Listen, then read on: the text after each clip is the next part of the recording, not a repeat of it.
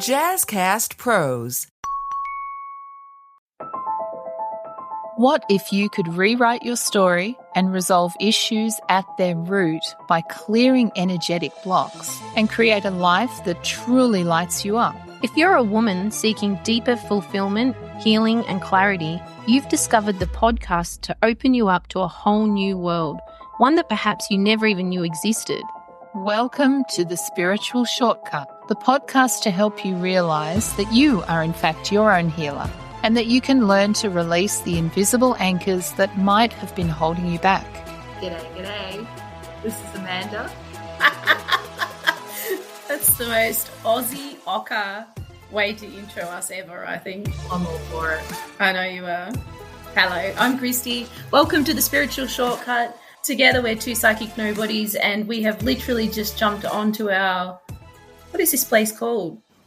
Riverside, our recording platform and hit go after pulling a few cards. And Amanda is adamant that we are going to speak to the name of the podcast today. Yeah, I think it's important. Yeah. But I feel it's also super relevant that we display the cards that have been pulled too, because it's actually going to put a good framework out for people to get a clearer understanding of what we're talking about. So we've pulled three cards. We've got an inverted star, which is servitude. We've got an inverted root card, which is shame and guilt. And then we've got the solar plexus that's popped up at the end. It's all about power, freedom, and clarity. So, Amanda, if I said to you, there's no such thing as a spiritual shortcut, what would you say? I would say it's important to define the word shortcut before you make that decision. Yeah. I see it like biohacking, right? Is that a bad thing? Maybe if it makes you sicker in the end, some of those things might be. But, you know, if you end up with an outcome that you're desirous of, then what's the actual problem about how you got there? And the way I see a shortcut is not like cheating. I see it as, where were you before you started on the shortcut? You know, a shortcut is part of a journey, and it might be, instead of walking all the way around the car park or the park, you know, and maybe the park is a beautiful, lush green place full of trees, and you're cutting across the middle of it. And the path on the way round is concrete and fenced.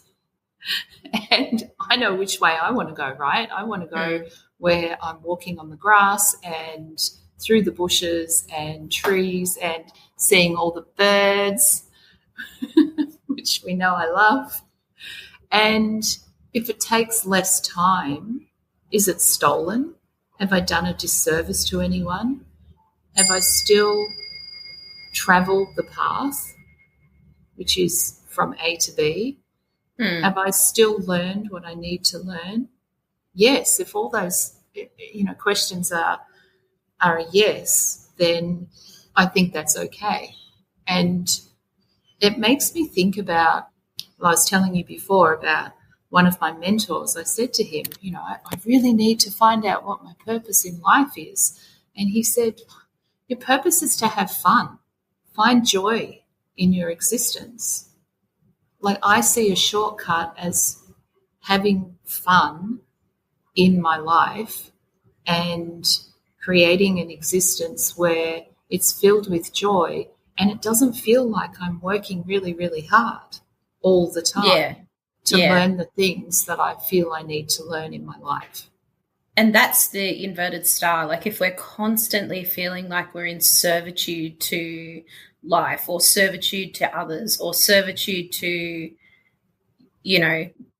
being a practitioner and holding space for clients, then it's not much chop, is it really? There's no joy in it. No, that's exactly right.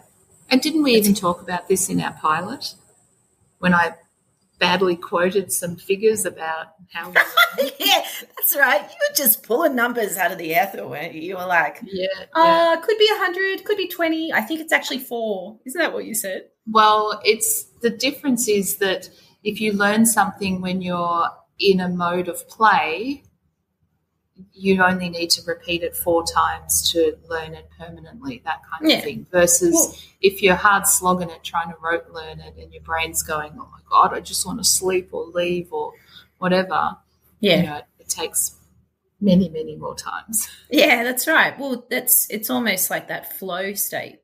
Mm-hmm. Yeah. Yeah. A flow state is not one where you're sitting there going, oh, I'm working really hard and I'm hating every moment of this, so it must be good, right? Yeah. I don't think so. Yeah. So you've just pulled apart what you believe a shortcut is. So what then is spiritual bypassing?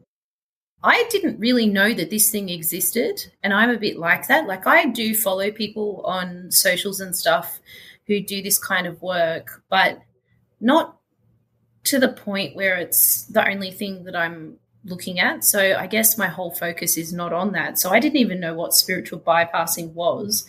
And I actually had a client sit down in front of me, and it was quite a while ago. Hey, it was just after I think I finished my traineeship. I was all excited. They're all excited. And then she goes, but it kind of feels like a form of spiritual bypassing doing this work. And I remember thinking about it back then and saying, but I honestly believe the way that we go, even if we've sat for like days and like tried to make a decision out of something, we're always meant to go there. So if I've got a client sitting in front of me, they were always supposed to meet me and do this work. So can you put maybe some framework around that? Like, what is a spiritual bypass? I feel like a good way of describing spiritual bypassing is if you know something in your head but you haven't been able to embody it, and you might talk the talk but you're not walking the walk, kind of thing, is a little bit of spiritual bypassing. Like you're wearing all the right clothes and you're smudging all the right incense and waving around the feathers, and but you're an asshole. Right? Yeah. Or you get people into ceremony or circle or whatever, and you treat them really badly. And I've had this experience where I've been in circle and I've asked questions and I've been vulnerable and been like, well, I want to learn this thing and I need to know that I'm safe in this environment, and can you please explain to me what's going to happen? And they've been like, no, how dare you ask that question? Who do you think you are? And all that kind of thing. And I'm like, well, how spiritual is someone that isn't prepared to put that kind of truth and honesty into their work, where they answer the innocent questions in vulnerability of a potential client? So what I'm hearing really is ill intention. Yeah, but it's more often than not, I think it's subconscious. Yeah, of course. Yeah. I don't think many people, like, I try and see the good in everyone, I really do. But I don't think many people consciously go out of their way to create problems, to be that unkind human. I really don't think so. Like, when I look back on my life, when I've done those things, it hasn't been, well, I'm going to do this. It's been, I don't even know if I can call it a mistake, because I don't really honestly believe in mistakes anymore. But it's just been, it's been that subconscious thought error. It's been also usually an act of protecting self. Yeah, absolutely. Yeah, an act of protection, trying to keep myself safe. It's been a quick reaction instead of thinking about what I've done, And the moment that I kind of realized that and gained a lot of clarity around it, it brought me to a place of forgiveness and compassion for myself and for other people, because it's like it becomes easier then to love the person and not the behavior, because sometimes it can be hard to kind of separate those two things, I think. Yeah. But it's, it's not perfect. It's a work in progress. Absolutely. Yeah. And this is the difference, right? If you're going to put yourself into a position of hey, I'm teaching this. I'm not perfect, but I'm open to you questioning who I am and what I'm doing. Yeah. And I'm not going to take your questioning personally. I'm not going to take offense on board with that by you questioning it, because what I'm going to do is probably turn it back onto you and ask you why you are questioning those things, not in a how dare you question them kind of a way, but a what is it that makes you uncomfortable about this situation that you're questioning it. Here's some clarity. Here's an answer to your question on that surface level, but are you happy with that? Do you need to go deeper? Why did you ask the question in the first place? For me, the example I'm thinking of was ceremony that I was going to commit to going to and attending within a group, and I asked the questions and I was kicked out of the online chat group because I asked the question. And the guy said to me, I don't like your energy. And I was like, I'm really glad I asked the question, because I don't want to go into a group which is run and led by somebody who is actually capable of just dismissing someone in that container for piping up. And what that brings up for me is you and I have spoken a lot about this, and we've seen a lot of this in our work, but this false guide energy, it seems to be... It's prolific, isn't it? Yeah, it is. That's the word I was just about to say. It is seemingly prolific at the moment. And I've asked you lots of questions like, why do you feel like this is, and sat in that questioning space with my own guides. And I do want to say the best thing I have ever learned with regards to guides and tuning in, and I've been the same. I've sat in lots of spaces and seen lots of things, especially in the early days, where I questioned them and they didn't feel right, but I didn't know why. And I thought, well, I'm feeling like still quite a novice in this area, and I'll forever be a novice. I don't ever claim to be an expert, or do you know what I mean? Ever. I think everyone can do this work, but the thing that I've learned is that your guides that you are tuning into need to love you unconditionally. And if you cannot gain clarity from them, then that is a false guide. Yeah, I think that's pretty clear. Yeah. And so though, if our guides and all aspects of this work are just a reflection of us, then there's something there that, that we as a human have to look at, So if we take that and look at the scenario that you're talking about, it's a good thing you didn't continue on in that space because it wasn't for you, but you would have also learned something about yourself. Am I right? Yeah, that's true. Yeah. And the biggest lesson I learned from that experience was I am a catalyst for people's reactions. And, he had the opportunity, and maybe he took that opportunity and went on privately and did some, introspection and did some work on himself. But certainly I've found that there's very much that situation where I catalyze things to come up. And the more I learn about myself, the more I do this work, the clearer I am as a channel. So the more I have the capacity to sit in as a hollow bone, the more that stuff comes up for me and for others. So having that awareness is imperative, because it's that mirror. It's that constant, I'm a mirror. My world around me is a mirror of myself. Yeah, and the depths of embodiment of that just seem to be forever opening. I've had a few days, as you know, where I've really struggled, not with this work, but just with the layers. You pull another layer back and you've got to actually feel what's underneath it. And yeah, I think there's this idea that when you start on this journey of deep introspection. It's going to be fluffy and light and all the things, which it can be that. And you and I think, do a good job of bringing that in. But there's also moments of just like, oh, I want to go back to sleep, then getting to the other side of that and going, oh, right, of course. Like I woke up this morning just going, right, like I have clarity on why I've been feeling the way that I have been feeling.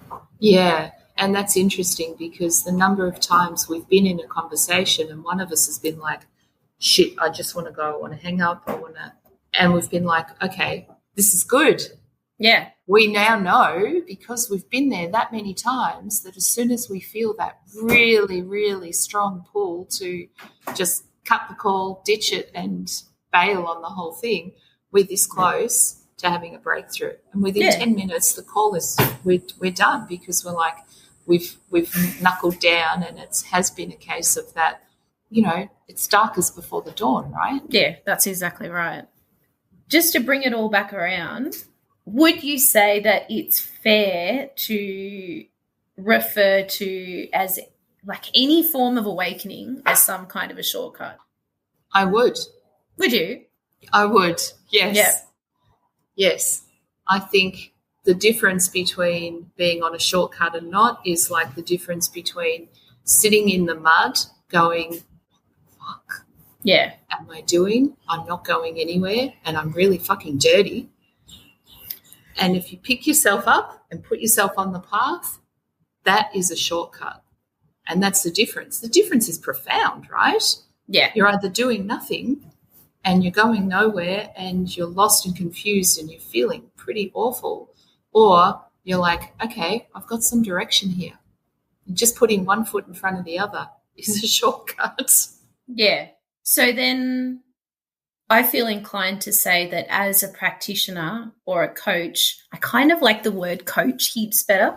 Mm-hmm. I do use practitioner. I use it in my socials and my website and stuff, but I do prefer the energy behind the word coach, because you're side by side, you're holding someone's hand. You might just be that tiny step ahead, but you've been where that person has been.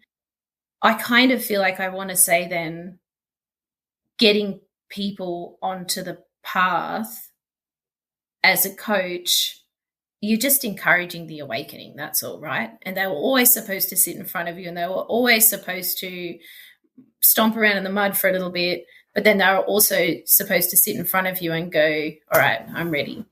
Yeah. Yeah, cool. Yeah, I agree entirely with that. Just as we were always supposed to stomp in the mud that we have done. But we were also supposed to meet and do this work together. Yeah. And that, like, I've done that and for the years. crises that brought us together, now I look at and go, what a blessing. Absolutely. We would not be doing this. We would not even be running this podcast if we both hadn't gone through those two things that we'll probably speak to on another episode, and all the drama that led up to it. Yeah. There also seems to be a lot of, I don't know, I want to say confusion, but it's not the word I'm looking for, about people in this line of work and whether they refer to themselves as a shaman or not. Yeah. It's a funny one. Hey, I mean, you and I have done the same training and come through the same school and know a lot of the same people, and the school of thought with the principal of the school is you don't, because it's an ego thing. Yeah, you're a shamanic practitioner. You have healing practices that are shamanic, and that's what you use. Yeah. I respect that take, that perspective, because it's born from the assumption that a real, true shaman is someone who at the age of 3 was basically born into their heritage of being a shaman, and probably their grandparents were shamans, and they're brought up throughout their whole life. And what I say is the more I do this work, the more we have come to the conclusion, if you like, that our lives have been the initiation into this work. So that, in my perspective, speaks to us being born into it. If it's a lifelong calling, there is no way I would be doing this work if I hadn't gone through the things that I've gone through. And it's like when Belle said, baptism of fire. Like my whole life has been one of those. Yeah, me too. So much stuff. So there's so many things that forever and a day I questioned, and why did I go down that path, and what happened, and, you know, what was I thinking, kind of thing. And then the day that I sat in that opening ceremony and looked around and saw where I was and realized what I was doing, it all started to make sense for me. So yeah, it's been the shamanic training that has made the most sense and helped me make the most sense out of my life. And so that can only be a good thing, right? Mm-hmm. Anything that helps you gain clarity around your life and the journey that you've led up until now can only be a positive thing. Yeah. And I would say in a lot of ways that too is a shortcut. Shortcut is a definition. It's getting all the years of your life and going, here we have a nice, neat definition where you're able to make sense of all of this. It's packaging it up and making it, you know, edible. Yeah, well, palatable. Do you know what I mean? Like you can and bite size. Yeah, it just gives you a clearer understanding. Yeah. Yeah. If you believe the only way to be on a spiritual path is very defined and it involves a lot of hard work and not much laughter and not much joy and fun, then I would seriously question myself and my guides as to whether that is the truth for me. And if I see other people having a good time and still learning, but it upsets me or it triggers me in some way, then again, it does beg a question. What's wrong with what they're doing? Why am I upset about that? What is it that in what they are doing that triggers me to feel this way? So the question is actually, what's my wounding? 100%, yes. Yeah, because if there's a jab there, then there's something there.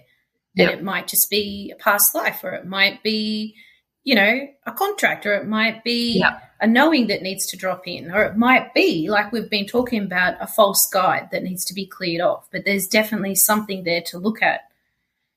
And that kind of brings us back to, you know, we had the inverted star card and the inverted root card. So that's the servitude, the shame, and the guilt. And it's, you know, it's the have-tos. I have to do this work in a certain way, or I'm a slave to this work, or I've been indoctrinated into this work in a certain way. It has to feel, look, taste a certain way, like whatever.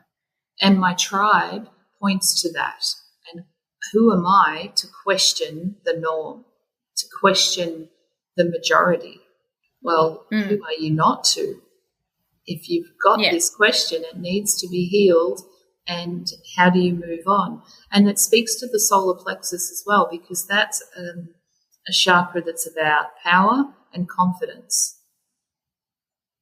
How much learning, how much healing have we had to go to be able to sit in front of the camera like this and record these kinds of sessions? How many times do we say, let's record this, we need to have a conversation? And it takes us 25 minutes to get in front of it because one of us is like, I don't want to do it. That was me this morning. That was me. That's me other days. Right. Yeah. But that's the truth, isn't it? And it's the freedom to walk your spiritual truth, your path of truth, your path of healing in a way that is unique and authentic to you. That's all. Mm-hmm. That's the shortcut. I love it. It's beautiful. Yeah. And it's a beautiful thing. Yeah. Spring cleaning? Forget waiting for the perfect season, because the best time to declutter is now.